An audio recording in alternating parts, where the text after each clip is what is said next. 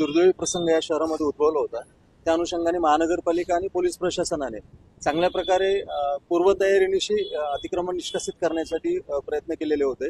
परंतु मध्यंतरी काही लोकांनी या विषयासंदर्भात कोर्टामध्ये गेल्यानंतर आम्ही आमची कारवाई काही दिवसांसाठी थांबवलेली होती आणि माननीय न्यायालयाचे पुढील जे काही निर्देश येतील त्या पद्धतीने कारवाईची आम्ही रूपरेषा ठरवणार होतो। आज माननीय न्यायालयाने स्पष्टपणे सांगितलेले आहे की शहरामध्ये जे अनधिकृतरित्या ज्या रस्त्यांमध्ये बसलेली जी अतिक्रमण आहे त्याला कुठल्याही प्रकारची परवानगी ही याच्यानंतरच्या कालावधीमध्ये दिली जाणार नाही।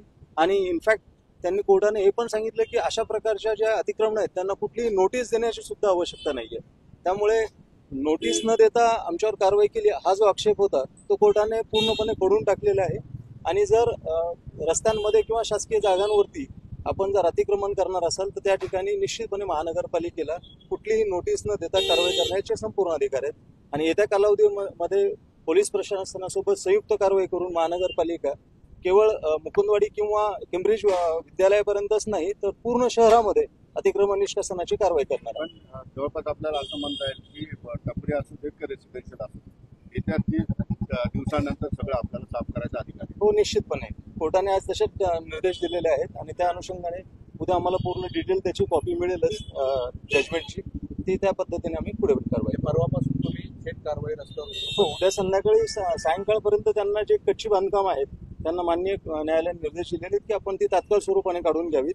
अदरवाईज गुरुवारी सकाळपासून आम्हाला पूर्णपणे ते कारवाईचे अधिकार माननीय न्यायालयाने प्रदान केलेले आहेत।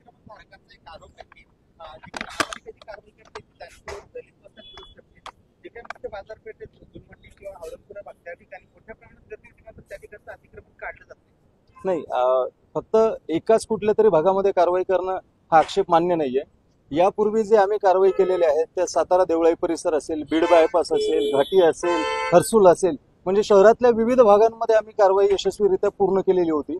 आणि त्या कारवाईमध्ये कुठल्या एका समाजाला आम्ही दुजाभाव करून किंवा टार्गेट करून कुठलीही कारवाई करत नाही। म्युनिसिपल कॉर्पोरेशन फक्त जे लार्जर पब्लिक इंटरेस्ट जो आहे आपल्या व्यापक जनहित लक्षात घेऊन या शहरातील नागरिकांना त्यांचे जे काही मुवमेंट आणि हे इझिली व्हावी आणि कुठल्याही अपघाताशिवाय ते व्हाव्यात यासाठी निश्चितपणे महानगरपालिका पूर्ण शहरभर कारवाई करते।